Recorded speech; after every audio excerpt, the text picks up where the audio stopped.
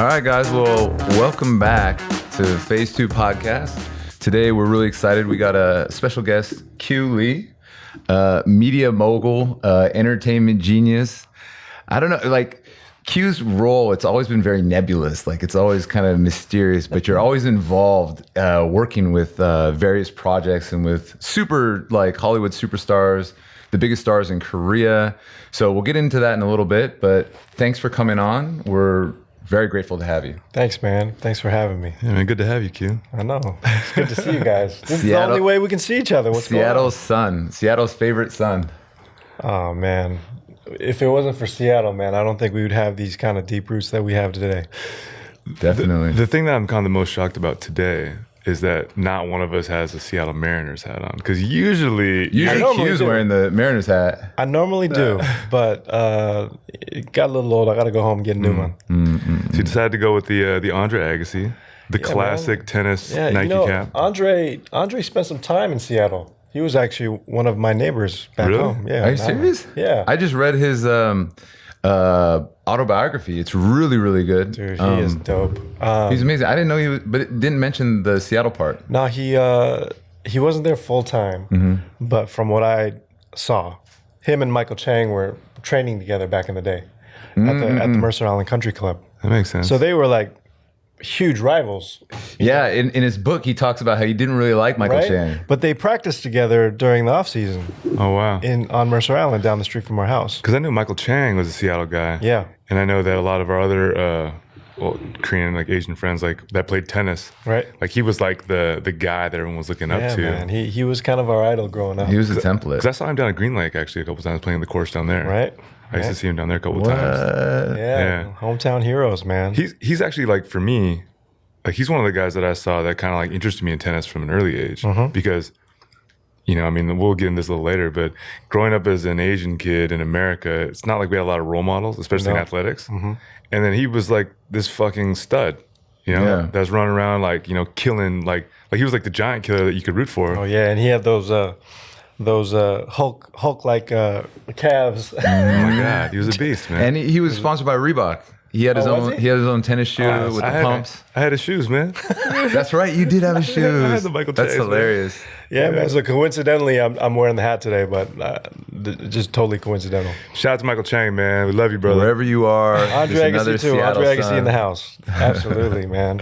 We had a lot of stars out of Seattle that you know most people wouldn't even know about. I mean, even big corporations that come out of Seattle, people are like, that's from Seattle. Yeah. You know, like Costco, they didn't think from Seattle. Boeing, they didn't think from Seattle. Sonicare, Travelocity, throw it up there. Right. Expedia. All these guys are from Seattle, and no one knew that. You know. Yeah, man. I think like, especially like when you go around the world, like there's certain things like everyone associates like Starbucks with Seattle and, you know, sports teams and whatnot. But then when you bring up these other companies, like for a small city, and like when we were growing up, we thought, you know, for me and my brother, we thought that Seattle was like New York. So we're like, yo, this is like the big city. Man, absolutely. But for I don't know, how would you classify it in America? It's not like a major city, but it's not a small city. It's kind of like a middle of the run city in the States. I guess. It's a lot bigger now. I mean, I don't think you could still consider it like an LA or New York, but you know, like all the stuff that's coming out of LA, San Francisco, these major cities, you're like, okay, that makes sense. It's New York. But I don't know what Seattle's people say about Seattle, but I think Seattle is the secret weapon of the United States of America. Yeah? Oh yeah, I think Seattle. Okay. I think the world revolves around Seattle. Wow. Okay. I think. Let's go down. I didn't know you were going to take it to that extreme. No. Okay, so Q. Let's talk about a stat, because I know you're interested in real estate, and we're interested in real estate. Right.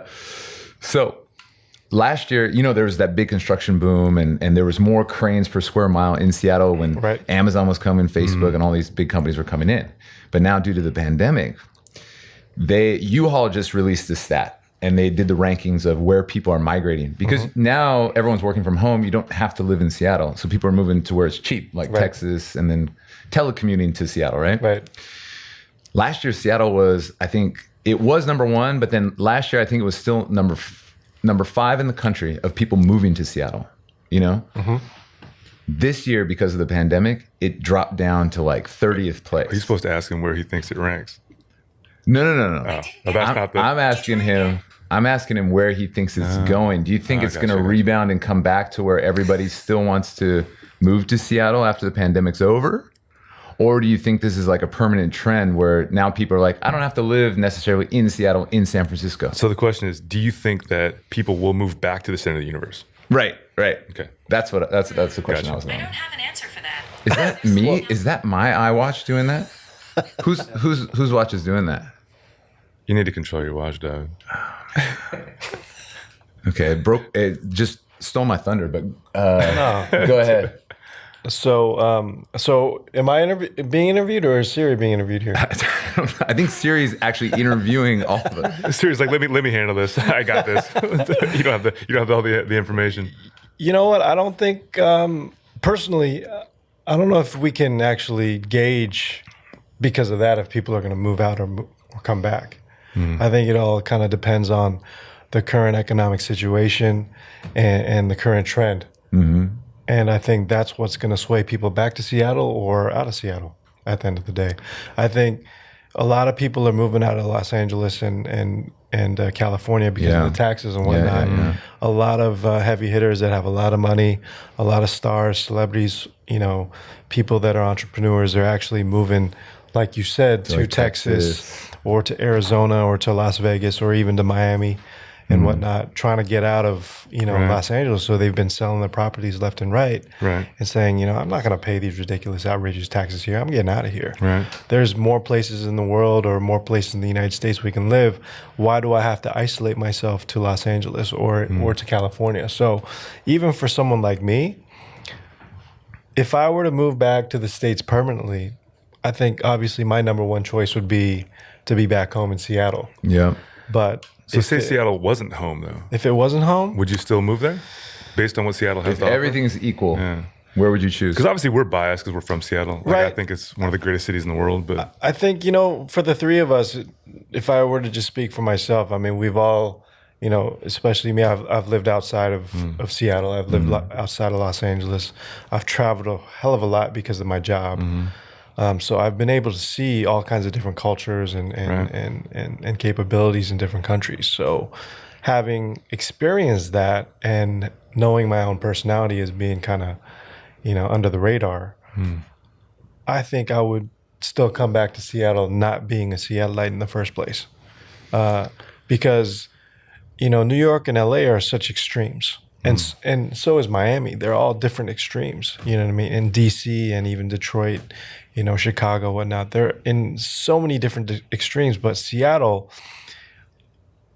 from what I can feel, has been the most balanced place where it comes to politics and economics and entertainment and whatnot. And I think that's why people there are a little bit more not too conservative, but not too liberal at the same time. You know what I mean? It's like the last time I was home, I was kind of shocked to hear because we didn't actually spend a lot of time downtown outside of when we were in school. And there's this thing going around called the Seattle Chill, which I'd never heard of before. And then people were like, I just moved in here and I don't have any friends. This place is terrible. It's hard to meet people. And I heard Seattle's an amazing city where people are nice and open and conservative and everything. And that's not the experience that I've had here. And I was shocked. And then, because like my experience in Seattle has always been, like compared to other cities, like you go to like LA or New York, it's hard to meet people because people don't got time to say hi. Right. I thought we were real friendly. I thought so too. I thought we were really friendly, especially coming from Seattle, moving to Seoul. Right. I think it's way harder to, and maybe that's just a big city thing like New York, Seoul. Yeah. I thought it was harder to make friends here. Yeah. Seattle just seems pretty easy. You go down, play a game at LA Fitness, and you got people wanting to hang out. But this seems like that's what, maybe because of the influx of new people with Amazon and all these other like business outsiders. Like it seems like this thing seems to be a thing in Seattle, and I never even heard of it before. Right. I mean, if you look at Seattle today, I mean, the traffic used to not be so bad. Oh, it's terrible. It's terrible. And the degree or level of corporations wasn't as right. There wasn't a high frequency, when we were growing up. We just had the, Rainier beer or like Starbucks or Costco and Boeing. Those kind of companies were there. But now we got the Googles and the Amazons and all the bigger companies that are bringing people from outside of the country and outside of the state into Seattle. I think it's become a little bit more of a transient city because you have more outsiders coming in. So maybe, you know, the acquaintances that you met as of late have run into people like that, and not so much the locals that are normally pretty friendly. I mean, that's what I told them. That's what I told the people I met too. I was like, this is not the experience I've had. So I was like, you must not be talking to people from Seattle. Right. Because like Seattle people aren't that way from my experience. Right. But well, they got 3 of them sitting right here. So, you know. We're the OGs, man. There's not a lot of us left. But it is hard though. Like if you go down to like the last time we were home, which is probably, for me, like 2 years ago, I guess 2 years, yeah. You know, we spent a lot of time in Fremont and like up on top of Queen Anne and whatnot, and there weren't a lot of Seattle folks down there anymore. No, it's a hell of a lot different now than it used to be. I mean, being out here in Korea now for 11 years, and then going back to even, you know, back on Mercer Island or even down to LA, I feel like a visitor. Yeah. You know, because I've been gone for so long. Would you ever? So you've lived here for 11 years.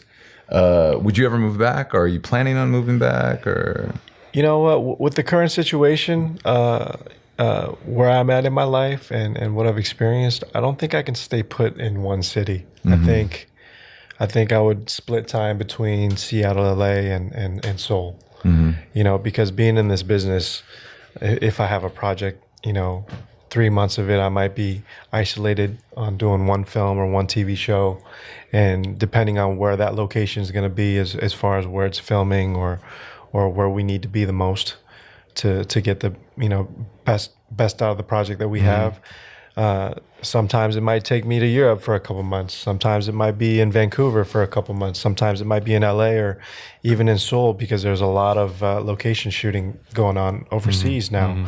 So depending on how much I work, you know, and where those projects are going to be, you know, based, it'll move me a lot. And it's been like that for me for the past, you know, 6-7 years as well. So I don't know. I think I have to just kind of go with the flow, you know, moving forward. You know, back in the day when it was a lot more analog, our lives were more analog. You know, you were just pushing papers in the office, but now you got to be out. You got to be meeting people. You got to be doing a lot of different kinds of things all over the world because the world's become such a smaller place, you know. And it's like going from Seoul to Tokyo. It's like going next door from Seoul to Busan. You know what I mean? Right. Living in Korea, we're 2 hours away from Shanghai. We're a couple hours away from Hong Kong. Singapore's, you know, five hours away. It's like going from Seattle to New York or Seattle to Las Vegas, Seattle to LA. It's like everything's right next door. So depending on where my job is at any given time, I think that's where I'm going to be. But I think home will always be Seattle and my secondary home will always be here. But staying in one place 100%, I don't think is going to be happening anytime soon. Well, it seems like if the pandemic has taught us anything, it's flexibility and the ability to adapt. And who knows what's going to happen tomorrow? I mean, it's literally affected every industry out there except for maybe delivery services. But like, I mean, everyone's got to be able to be flexible to be able to accommodate whatever tomorrow Absolutely. brings. I think with COVID, you know, there's obviously a lot of negative impact, but if you look on the bright side, it's also made us think outside the box more, has given us an opportunity to become more efficient. And also in another way, it's also helped me personally to filter out certain people, you know, people that shouldn't be taking up my time, you know, people that I shouldn't be putting so much effort into, and really understanding and realizing what's really important and who's important around you. And I think COVID's been able to do that because even in Korea, you know, when you normally have these meetings, you know, a good 70-80% of those meetings are all bullshit meetings at the end of the day. Yeah, you're sipping on coffee, you know, and then sometimes you have to go out to eat and sometimes you got to go have a drink.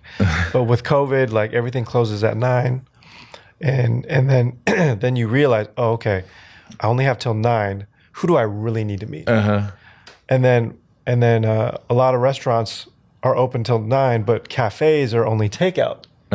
So normally when you're doing bullshit meetings, you just drink coffee. Right. But when you're meeting someone a little bit more important, then you're having a meal with them, right? So then you kind of like calculate, okay, do I really want to have a meal with this person? Yeah. And then a good 80% of the time you decide not to because it's not worth buying them, that meal or even taking a meal from them because of that. And I think COVID's really been able to make us. It sounds like our meeting schedule. It's good to know that entertainment and sports, it's all about 80% is usually bullshit. Yeah. So, I mean, it's helped me filter my network and who I need to spend more time on and who I need to kind of keep at a distance. And obviously that doesn't include family. That's, family is obviously standard, but anything outside of family, you've been able to, I've been able to gauge who to spend more time with and who not to. No, I mean, I think it's interesting to look at before COVID, what we did with our days. And then are we accomplishing more or less with less meetings, less times, and what we thought was absolutely necessary turns out. Right, because in society, we now have a time limit. It's not 24 hours. Yeah. It's till 9 p.m. 9 o'clock. You know what I mean?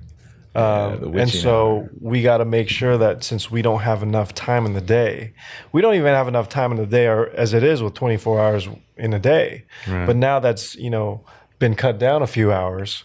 And so now we have to figure out how to be more efficient within that time and use our time wisely. That's funny. My brother and I were just at a meeting yesterday, actually. Was it like 5 hours? We were in this meeting and we were talking a ton of different things with sports and entertainment and content and, whatever, tons of good ideas. Not one idea that was thrown out was bad, but literally, like, we thought the meeting would probably like around an hour or so maybe. Right. And it ended up being about 3 hours. And then the head of the company came in, right? He sat down after. And this is my favorite part. He comes in, right? We've been talking for about 2 hours, right? Yeah. About, kind of going around in circles, telling him, oh, man, you're awesome. No, you're amazing. That's a great idea. I know, right? But your idea was better. Going back and forth like this, right? Not really accomplishing anything, but just kind of patting each other's backs. The head comes in. He sits down. He's like, okay, so what's going on? And then one guy starts talking. He's like, okay, that's interesting. But that's not what I want to talk about. I want to talk about ABC and tell me how it's going to get done. Right. Literally in about 10 minutes. He sat down, they brought him coffee. Right. He didn't even look at the coffee. He's just like, I want to know what you're going to do. Make me a report. And they just... And then they're like, well, how should I get to it? He's like, send it to me. He's like, these people will take care of it. And he's like, all right, are we done? And like, literally he came in and everything that we talked about for 2 hours, he was like, wrap this up. Send me the important points and then I'll make a decision. That guy knows the value of, he's not doing the 80%. He's probably doing about 30% extra from the meaningful shit. That's my kind of guy. No, yeah. It was like his presence. That's why he's the boss. Yeah. His presence was just like, okay. He's like, everything's been going on. He's like, I don't even need to know. I know that what you've been talking about has been bullshit. Yeah, but he's man. like, let's cut hey, the chase. But that's awesome. kind of what I did with you the other day. I mean, we were shooting the shit and we were talking about personal stuff because we're friends, obviously, we're fam. But like when it came down, he had a couple business questions for me the other day. So literally, as soon as I got home, I just wrote him a wrap up. 1, 2, 3. This is what we talked about. This is what you need. This is what I'm thinking. Let me know what you want. And I sent it to him. And it just helps him organize for sure what he needs to get done so we can get things done efficiently, right? Absolutely. So what that guy did the other day is what needs to be done. That way we can spend our time on other things. I'm just like, is there any way I can just meet with that guy instead of all these other meetings? Exactly. Can I just meet with that guy? Because then we'd have like half-hour meetings. Because obviously, the rest of the interaction, this is part of, because we're not meeting, people need to meet and talk and have this social interaction. We can't just be isolated and like, all right, this is business. We're going to have coffee. We're going to enjoy this meal. Like life can't be that way. So we need this, but then we also need that. Life can't, there's got to be that balance. And But the thing, the reason why it went 3 hours is because you guys are too nice. You guys just sat there and let them talk. Well, we weren't leading the meeting. We were like, we were there, It's like our business manager is talking to their business manager and we're the talent. Right. So it's not really our place to say stuff. So we're just kind of just, okay. So you guys are too nice. Exactly. Yeah. At the end of the day. Possibly, yeah. I mean, probably it's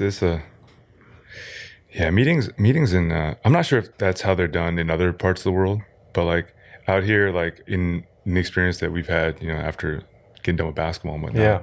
Like, it seems like there's like a ton of meetings, and some are fruitful, some aren't. But it's like if you don't take them, then you don't have the opportunity. Like it's like because some of the meetings do, right? Like what you said, 20%. Yeah. There is that. Some of the meetings have been very like fruitful, and they end up making us money and end up doing good things, and then. But yeah, anyways, that's just business. Right. I'd like to switch gears a little bit. Let's do it. Okay, so Q, probably biggest thing that you've been involved in a lot of big projects, a lot of big movies and stuff. Probably the biggest thing was probably your involvement with the Gangnam Style, the Psy making it to America and becoming this whole big K-pop sensation. Right. What project are you involved with now? Because I know you've done many projects after that. Last time I spoke to you, which was like a year ago, 2 years ago. It's been a bit. You were involved in like outfitting new like sound technology for theaters and things like that. Right. What are you currently? What's your project? Well, you know what? I mean, it's my 20th year now in the entertainment industry. Mostly film. Congratulations. Oh man, you made it, man. Oh man, well, I wonder what the average is. Like a year and a half. So, D, this is what I'm thinking. Like we've hit the 15-minute mark. Oh, okay, right? okay. So I'm wondering the test that I have, or like the little game I have, will kind of segue into this. Okay. Should we do this Let's game do that. before? Yeah. Let's do it. Okay. All right. So like my brother said, you've put now 20 plus years in entertainment, right? And you've worked with some of the biggest names in sports, entertainment in Korea and also in America. Right. So I mean, like, these are not names that people don't know. I mean, you've worked with like Quincy Jones, like Ken Griffey Jr. You've worked with like Ideho, like there's been like big people that you've been working with. Mm-hmm. So like my game is like it's kind of like a quick hitter type thing. So I'm asking you some questions and just give me a one word answer. Okay. All right. Who is the most talented person that you've worked with? Oh. Damn. Now you're going to be shitting on all the other people. You just narrowed it down to one. The most talented person that I've ever worked with. What's the name? Top 5. Just talent. I'll take top five. Top 5. Just talent. It can be athletic, entertainment, just. Wow. Will Smith. Adam Sandler. Okay. Quincy Jones. Scooter Braun. Okay.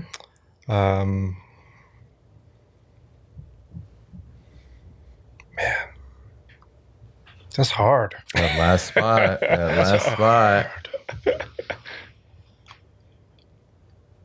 My old boss, Jeff Blake from Sony Pictures. Okay.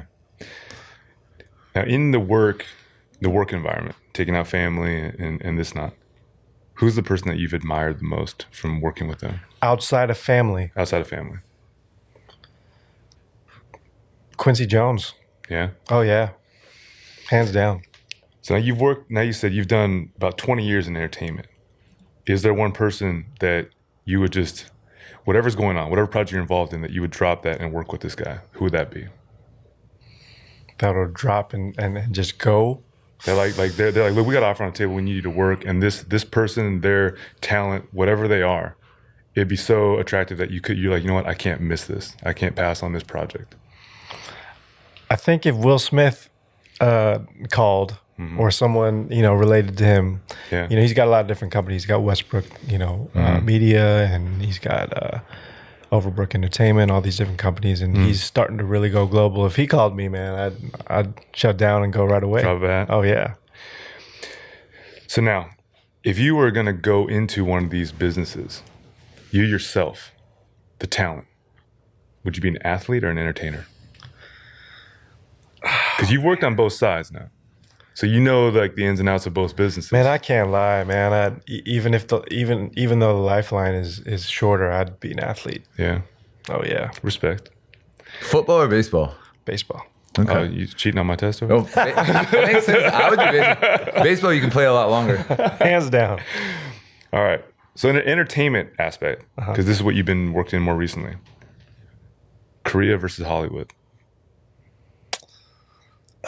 It's still Hollywood for me. Still Hollywood? Oh, yeah. Yeah. Music or film?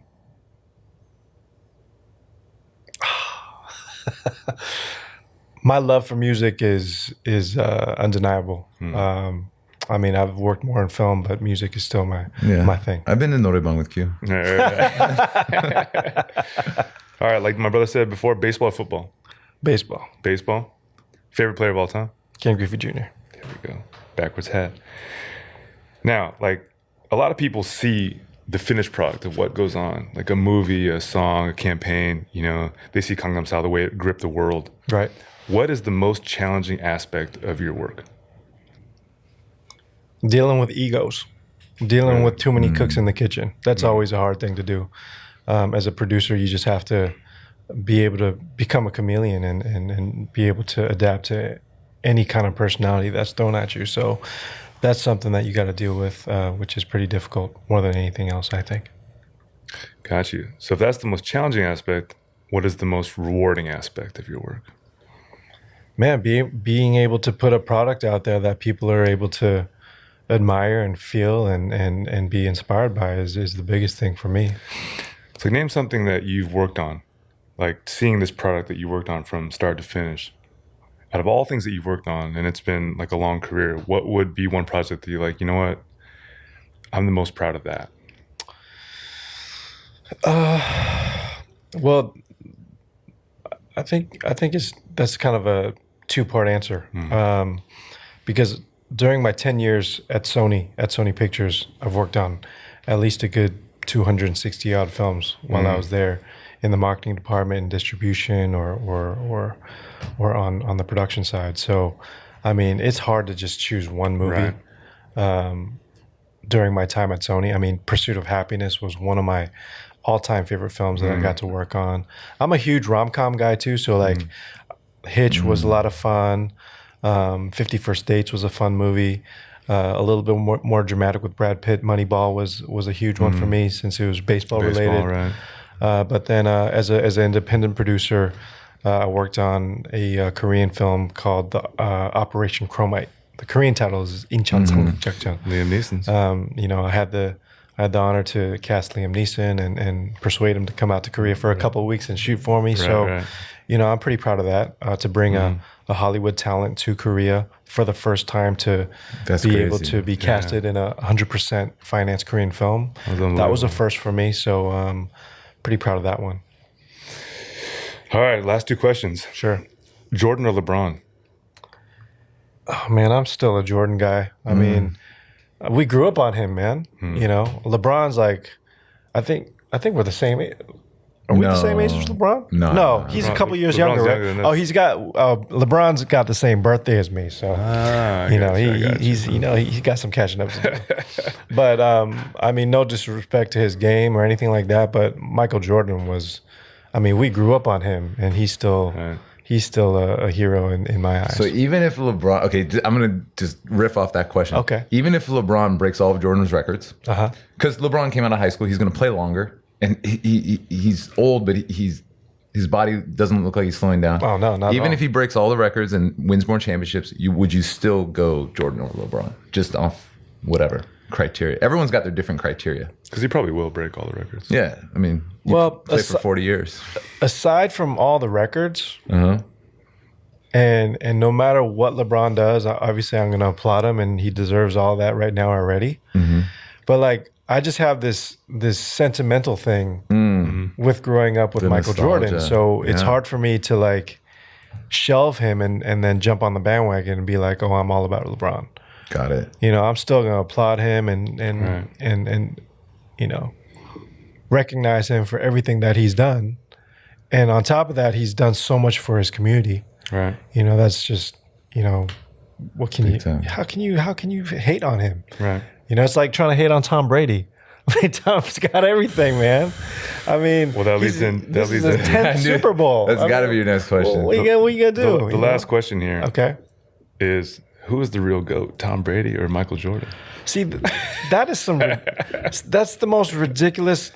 Like That's what we do here. We specialize in ridiculous questions. I'm not Stephen A. Smith, man. I'm not Stephen A. Smith. You know, I don't do that kind of stuff. But like, I don't know how you can compare sports because they're all so different. You know, I think it's more like when they're looking at, you know, I was reading some stuff about influence in the game or influence on pop culture or influence just in general. And like, you just can't, if you look at the impact that these two players have had, I think they're talking more about that. Like as far as like winning accolades, records, it's about the same, you know, what they've done in their respective sports, but then the impact and like their image of what people think of them as an iconic figure. All right, then, you know, going quickly back to the LeBron and Jordan thing. I think LeBron has been a hell of a lot more of a political figure in this world than Jordan has. Jordan, I think, he didn't touch avoided, you know, a lot of that kind of stuff. I think LeBron's taken bigger risks, not just on himself, but everyone around him. So I applaud him for that. I think he's got a lot more over Jordan on that. Jordan has been a little bit more about himself more than the people around him. Right. From what I'm not judging him. I mean, he said that in the documentary. You know what I mean? But when it comes to the GOAT, I don't know how to critique that. Just based on sports and numbers, or it's apples and oranges. It's tough. Or whatever. Or just, you know, answer the question, Q. Dancing around it. Who do you take? It just can be for personal reasons.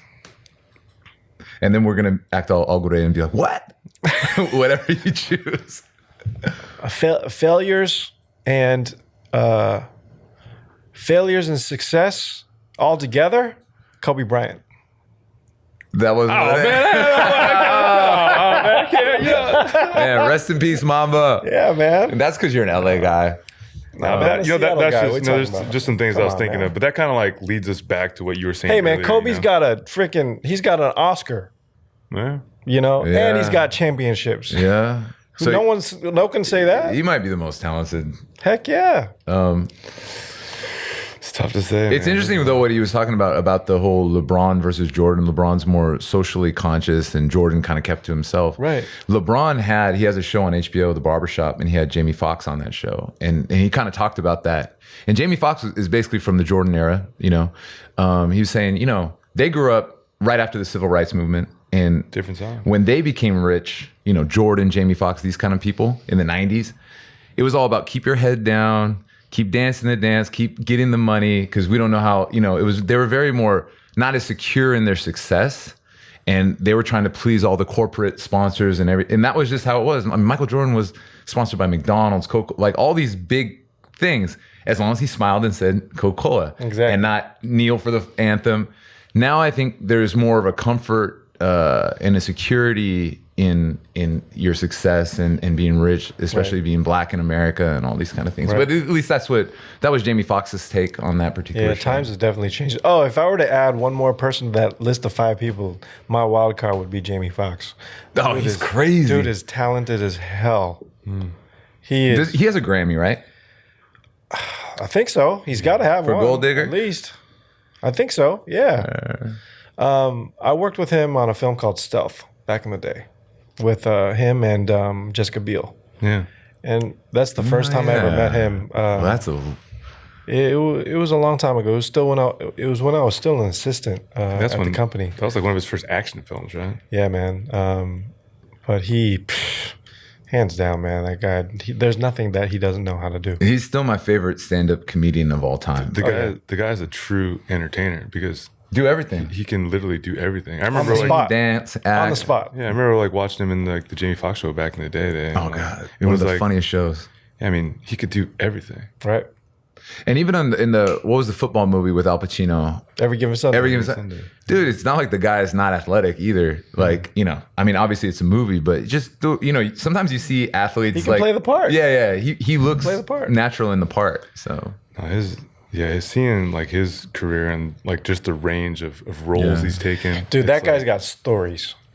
He's got stories I bet. Up the I mean, he's one of the guys I'd like to just sit and have a beer with. And just, dude, you could sit with him for days and days and days. I mean, his stories are just ridiculously crazy. I mean, I can compare some of my stories to his stories, you know, of how I got into Hollywood and how I got through the ranks. And some of my stories are very comparable to Jamie Foxx's stories. And they were both very organic at the same time. But I mean, we can talk about that. No, it's story time. Give me an example. Give us.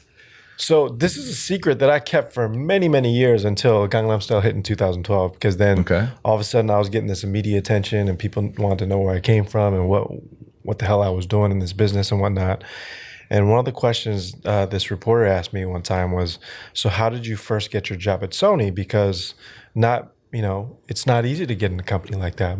It's predominantly Jewish. The circle of trust is very small.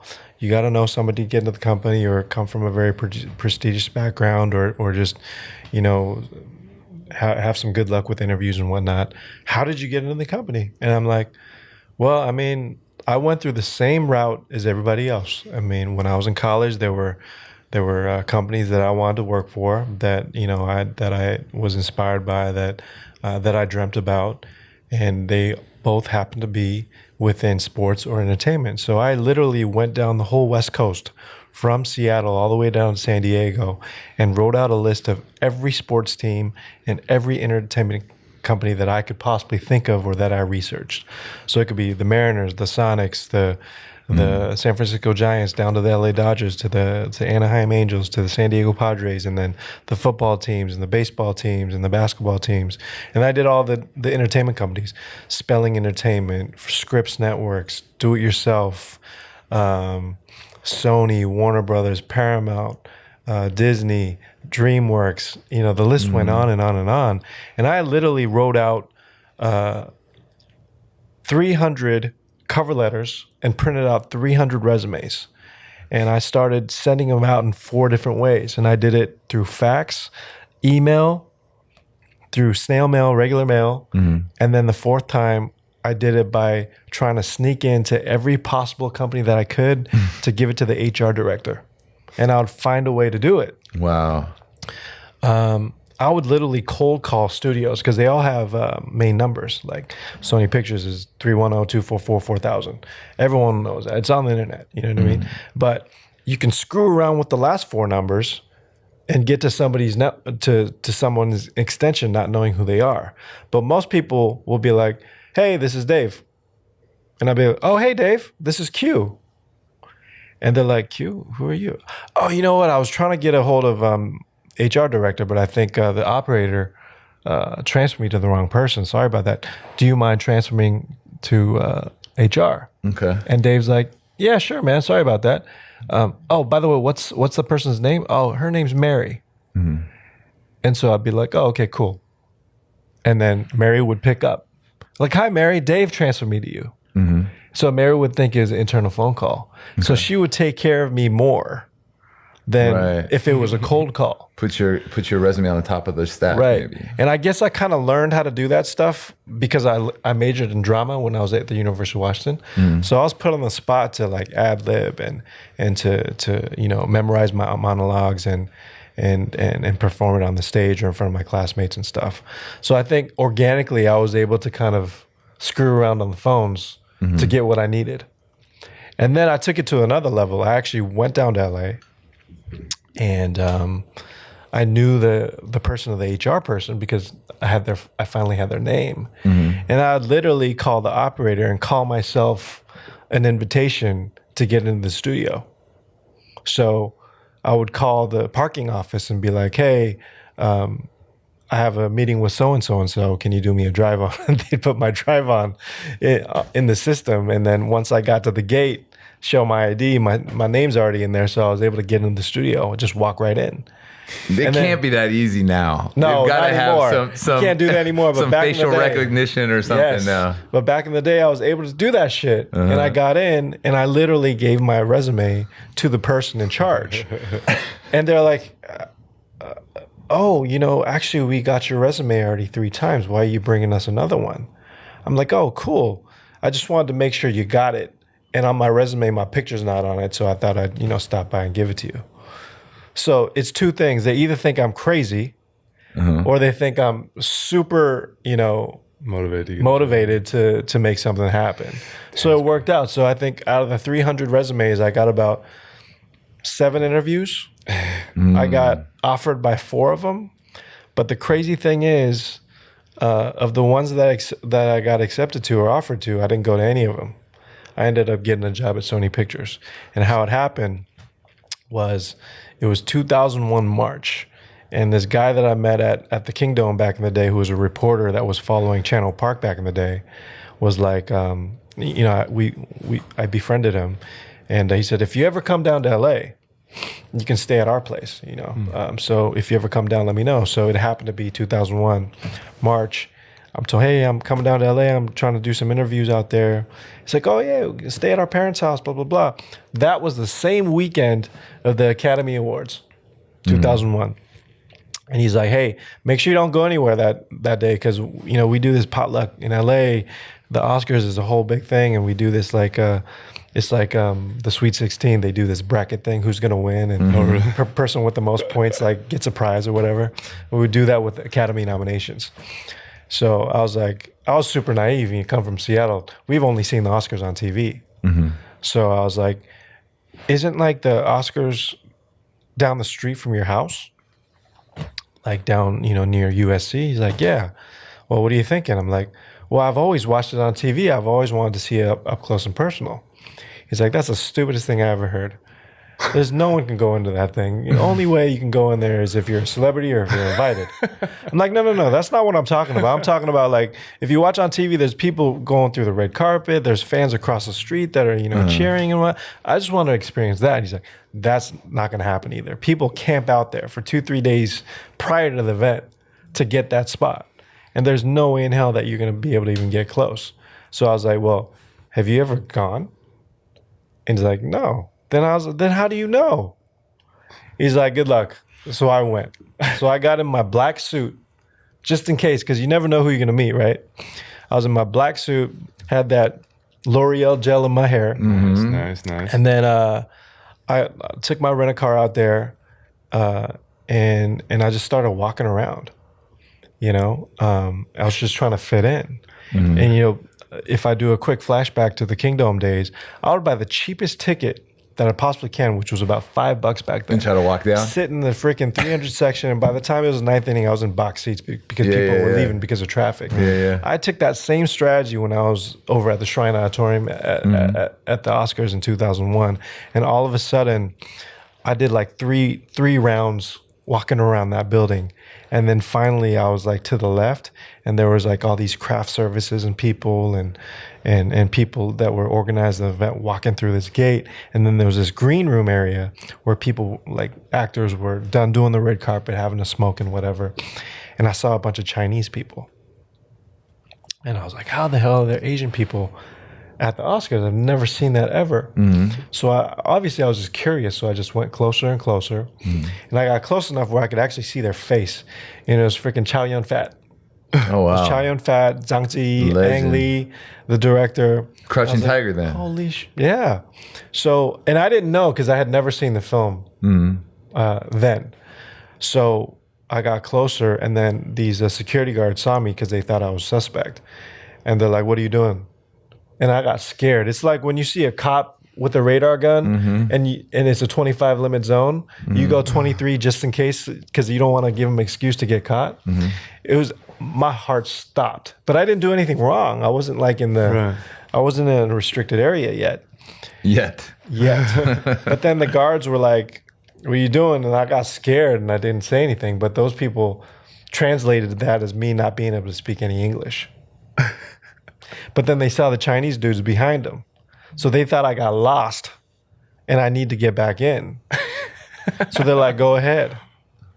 So I was like, holy shit. So I followed them. So you walked over to them? I followed them in. Didn't they look at you like, who the hell are you? They don't know, man. They're too busy trying to win an Oscar, man. They don't care who's around them. So I literally followed Chow Yun-Fat into the freaking Oscars. Oh, wow. And then there was these ushers that were doing filler seats because it's a taped event and not all the seats are full.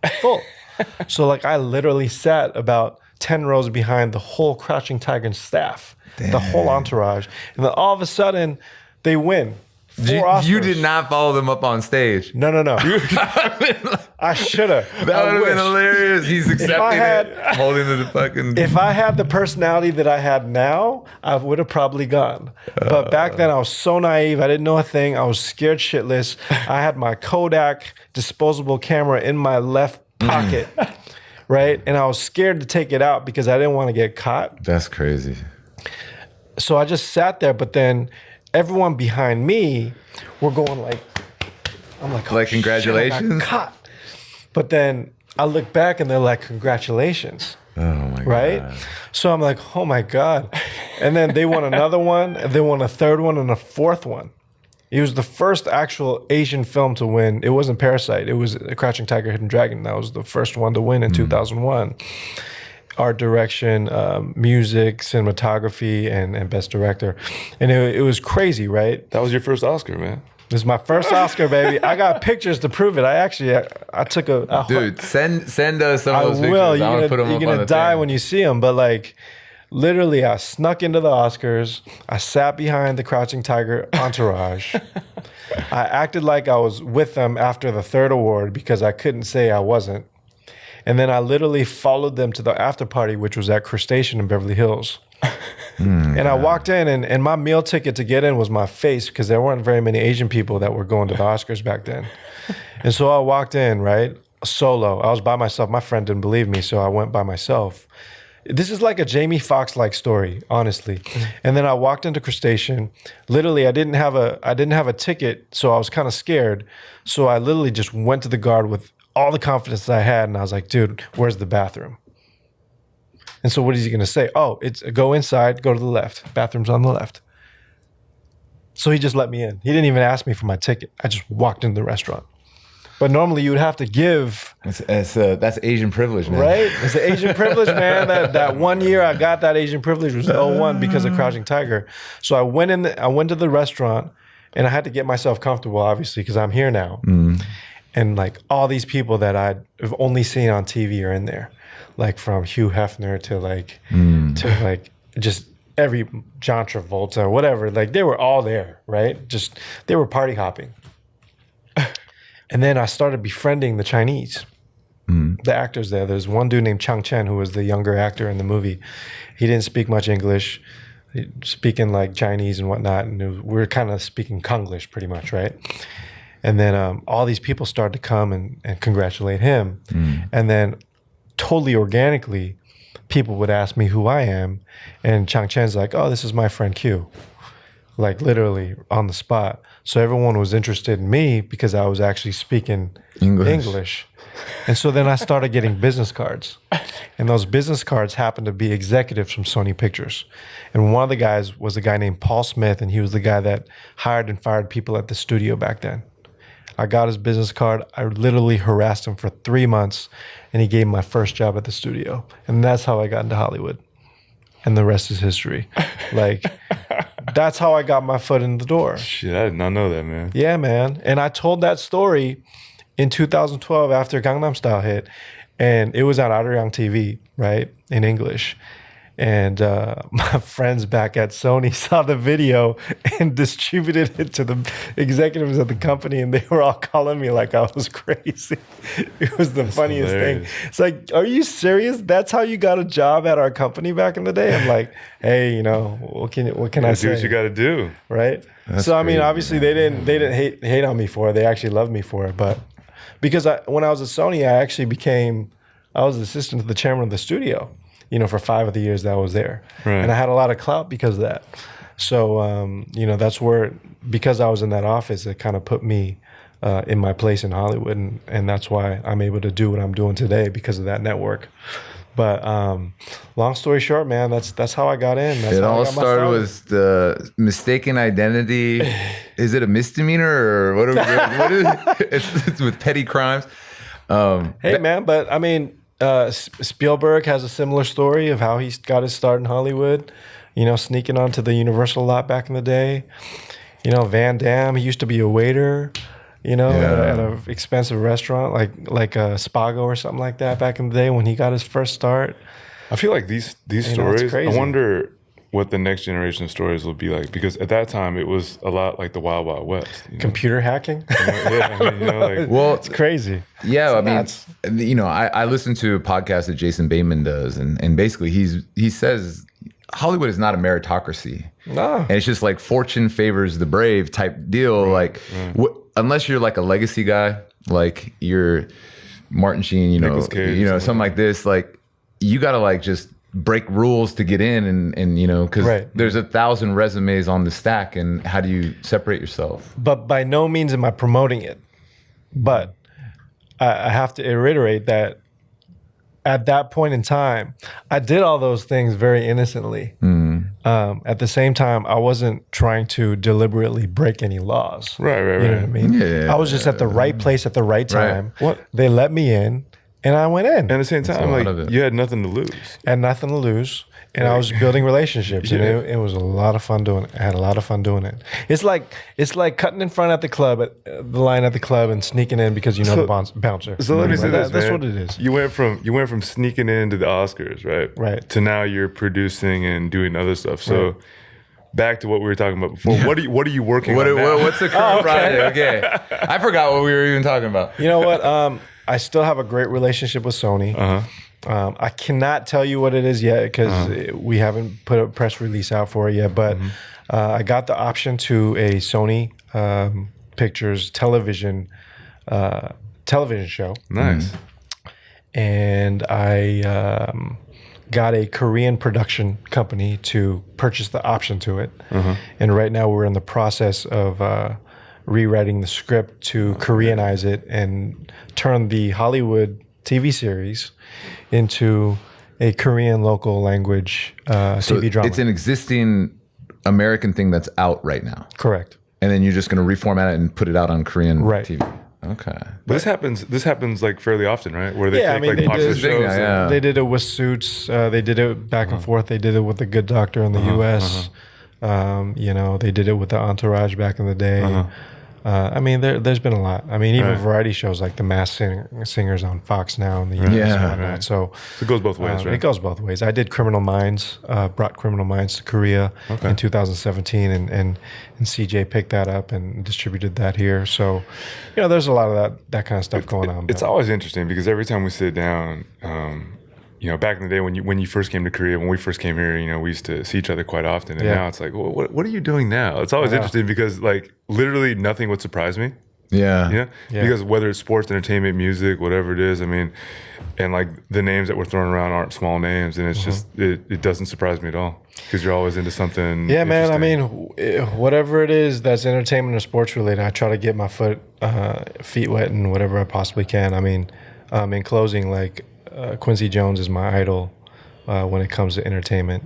Ken Griffey Jr. is my idol when it comes to sports. But the person that I want to be most like moving forward is a very good friend of Quincy Jones, and I had the most amazing opportunity to have Thanksgiving dinner with them a year ago at Quincy's house, and it's a gentleman by the name of Clarence Avant. He's a person that all the celebrities know. He's like, as his son Alex would say, my dad is the celebrity, Clarence Avant. He is the most amazing person ever. I am no means related to them in any way or any of their projects, but He's the guy behind the guy?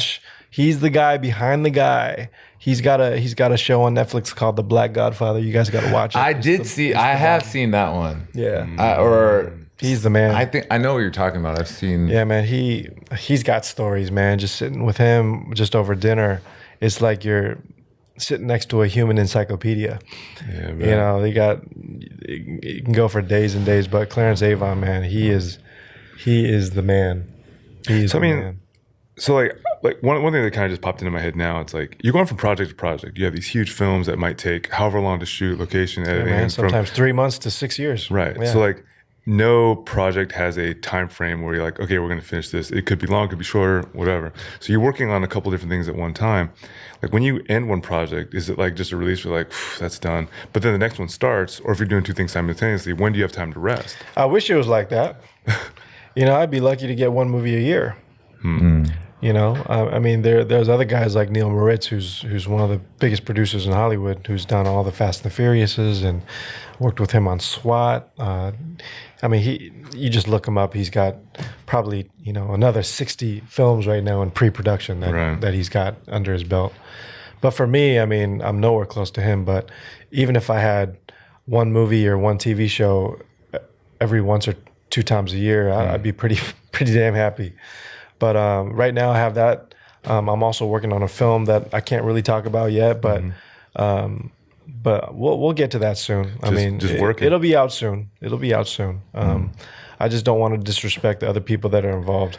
You gotta promise me one thing, all right? Sure. So the only film festival that I've been to was one that you invited us to personally that was a great night. That was an award show. An award show. I think Bobby was there too back in the day. Bobby was there? Asian Excellence Awards or something like that. Bobby totally ignored us, man. You guys didn't know each other back then. We needed Bobby for the karaoke sesh. Oh man, we did. Had me and Eric out there making fools of ourselves. Look, the next award show that happens, right?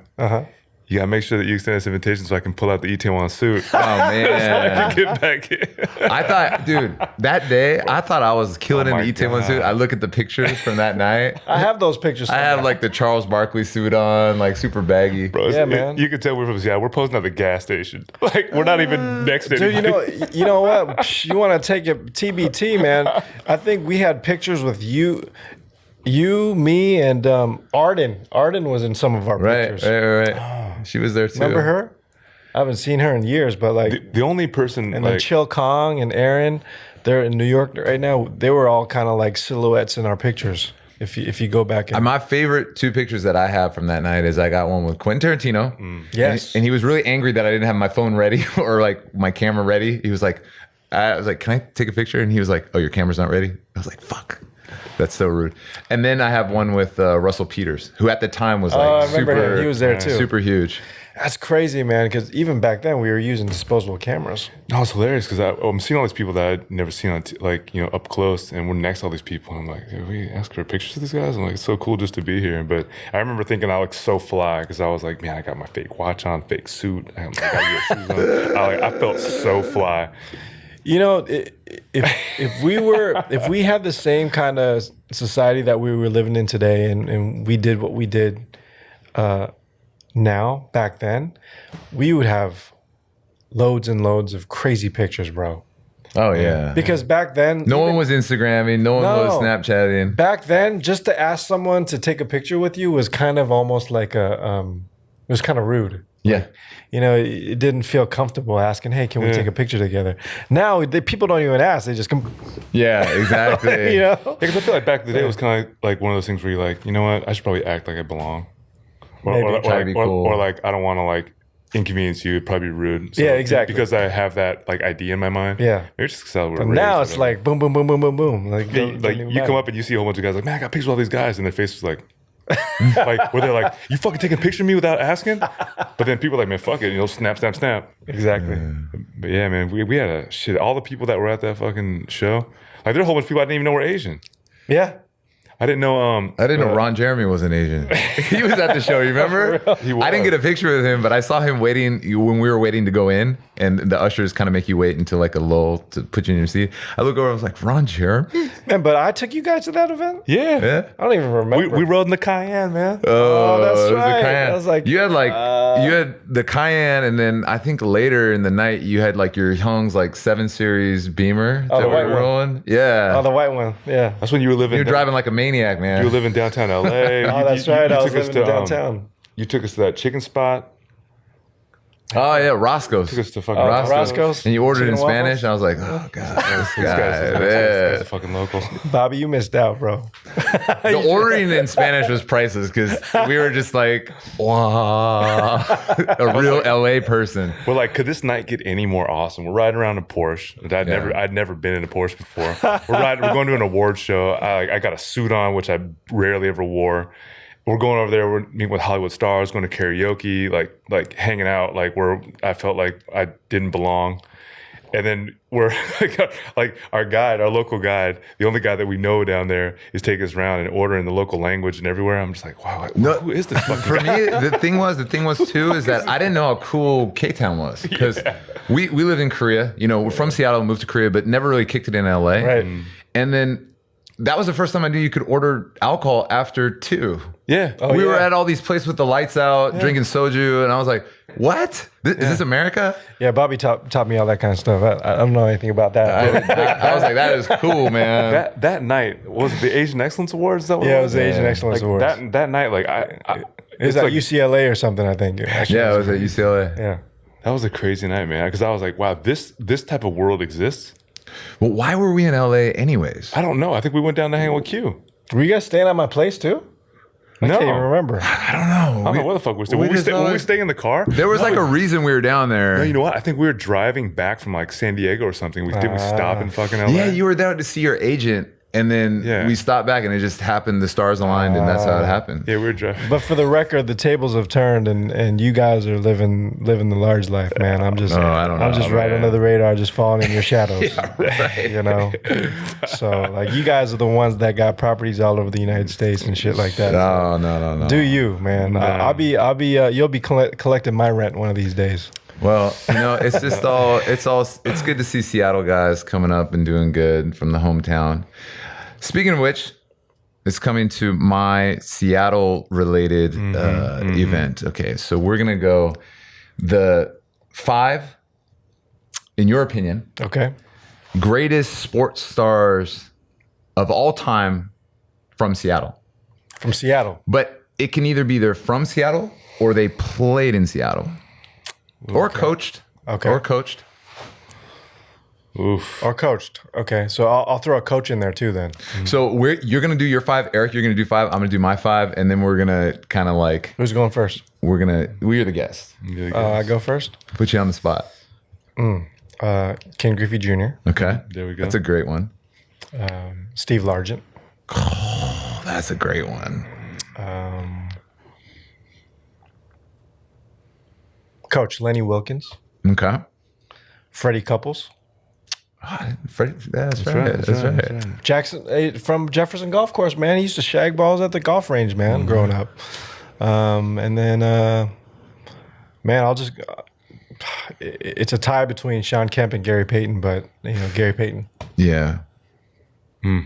He's got a championship. I have to go Gary Payton. Wow. That's a very comprehensive list, but it's weird that you didn't go with any of the greats right now, like the Seahawks right now, Marshawn Lynch, But they're still playing. Right. Okay, but they're not off the table though. So Eric, not off the table. Feel free if you want to go with Russell Wilson or No. What about Ideho? He played for the Mariners. Oh man, the fatty was there for a year. All right, I'm gonna go. If I'm going Seattle legends, right? Obviously, you got Ken Griffey Jr. Okay. All right. That seems pretty unanimous. Yeah, I mean, you got Ken Griffey Hands Jr. down. Steve Largent, obviously. I'm copycat. Hey, don't bite his whole list. No, I'm not. All right? I'm putting in Casey Keller. Oh, who's Casey Keller? Yeah, who's a U.S. Keller, men's man? national team goalkeeper for like 20 years. Oh, right. Soccer? Eric's a soccer fan. Soccer. Eric's a soccer fan. I don't know Okay. nothing about All right? soccer. For sure. Casey Keller's got to be in there. I'm going Detlef Schrempf. Oh, okay. All right. Over the Rain Man? Yes, because he's one of the first Euros to make it like in the NBA. Okay, represent. Mercer All right. Island, University of Washington. Hey, he's basically a local. I mean, he's like an OG, right? Right. And then honestly, like for the, it's tough to say, but I'm gonna have to go Jamal Crawford. Oh, that's a good one. That's a good one. Okay, yeah. All right. He kind of like, it's more of a cultural thing with Jamal. Yeah, like just because he spans so many different generations. Isn't Brandon from Seattle too? Brandon Roy? Brandon Roy. I played with his brother. Garfield. Yeah, I played with his brother, Ed. Okay. All right. That's my list. And now I'm going to make my list trying to avoid all your guys. Okay. On your list. Don't copy our list. Okay, so first of all, I'm putting Sean Kemp because the Rain Man was a big part of like the basketball culture. He was, Gary Payton, definitely more Hall of Fame worthy. He's got the championship and everything. But I would say Sean Kemp highlights, come on. We're going Sean Kemp. Even though he probably wasn't as smart of a basketball player. You didn't have to be smart in the 90s. Yeah, you didn't. You just had to be big and jump. So I'm going Rain Man. Here's one that's really close to home, and I'm gonna put him up there is Ed Pepple because I had the opportunity to play with him. He's in the Hall of Fame. So how hard is it to be a high school coach and make it into the Hall of Fame? Okay, yeah. So I'm putting Ed Pepple up there. Yeah. Mercer Island. I want to give a shout out to UFC champion Ben Henderson. Okay. I thought you were gonna say Dave Craig. Great. Dude, if Largent would have had a better quarterback, I think we could have gone a lot farther. Ben Henderson, that's a good shout. I'm going Ben Henderson just because half Korean, also a champion, UFC champion, and I think that's beautiful. Fucking stud. And another one, because so now we're going back to the old Sonics, and obviously big Sonics fan. I hope they have a team again. I'm going Nate McMillan because not only was he a legend, he gave back to the community, but he's also has a great second career as a coach. Yes. Okay. Mac 10. And now my last one is I'm going to go contemporary. I just think Russell Wilson, he deserves a shout because, dude, they won a Super Bowl. Yeah, absolutely. So, I mean, to bring a championship banner to the city, you got to be in the list, I think. Well, if we're going contemporary, then I'm... No. If we're going to go contemporary, then I'm going to have to go Sue Bird. Fuck, that was the one. I was going to go Sue Bird or Lauren Jackson. Because Sue Bird, it's amazing. No, that's undeniable. What she stands for, the championship she brought to the city, just her being... I mean, fuck, how old is she? She's played for 100 years. Okay, but who are you kicking off your list to put Sue Bird on? Who am I kicking off? I'm about to kick off Deadlift. I knew it was Deadlift's gone. Deadlift did not deserve to be on. Okay. Come on, bro. If he's not there, Dirk Nowitzki isn't there. Well, my 5, the reason why I did them, because they all have actually an impact in my life at the same time. Not only that, but I think with the community and what they've done for their sport. But if I'm allowed to, I'd like to mention 3 honorable mentions. Okay. Okay. They're sports. They're not actually athletes, but they're people that have impacted the sporting community in Seattle. Chuck Knox? No. Oh. Chuck Knox. Dave Niehaus. Okay. Rest in peace. Paul Allen. Rest in peace. And Kevin Calabro? And no. He's all over the map now. But Rick the Peanut Man. Rick the who? Rick the Peanut Man. Have you been to the Seahawks game, the Sonics games, and the Mariner games? And he can flip a peanut bag behind his back like 100 yards. That's cool, but I don't know if he gets on the all greats though. Heck yeah, man. Hey man, if that was the guy. So you're putting him above Michael Chang because Michael Chang didn't make any list. No. Peanut Man. Yeah. The Peanut Man, he deserves his respect. Solid. He was a community guy, man. Big time community guy. Yeah, man. No joke. Look at Seattle. Seattle, for a small market, they've the sports culture down there. I mean, even now, what the Sounders have been with them. You could put Clint Dempsey on there too. Yeah, Clint Dempsey's a contemporary guy who's he's played in the English Premier League, plays for the national team. He's up there with the all-time caps. I mean, soccer is getting super huge in Seattle, man. The Sounders with Joe Roth backing them. Joe Roth is on top of Paul Allen, obviously, but Joe Roth is a big Hollywood executive / movie producer, and then Russell Wilson and CR obviously, and Griffey is also my investor now. Honestly, really? For Seattle guys, there's one person in the sports area that we completely forgot about. Who's that? All right, now we all know how big hydroplanes are. Seafair, right? Okay. Seafair, right? Seafair. So we're gonna just ignore Chip Hanauer. Oh, right. I feel like it was just there's got to be some. His ownership group was one of the people that first collected the money to put the Sounders into Seattle. I would have never known that if you didn't tell me. I'm probably gonna. Now that I know it, I'll probably forget it on the way out of the studio. I was too busy eating hot dogs on the lake. I was too busy eating hot dogs. I mean, you guys hamburgers on the lake. Commercial Island, you guys had front row. Did you go to Seafair every year? Not every year, but we could see it. See him running around. Yeah. Well, Q, man, appreciate you giving your time, man. Come over here and talking shop with us, man. It's been always a pleasure. We might have to do it. We might have to do a part 2. Definitely. Every Seattle guy gets an open invitation. So anytime that you're free, stop by and chat with us. Shit, man. If we look at our notes, man, once again, we got to about half of what we want to talk about. We never stick to the outline. We need to have a 3-hour podcast. Absolutely. No, but Q, thanks a lot, and appreciate it. Till next time. Yeah. All right, bro. Cool. Signing out.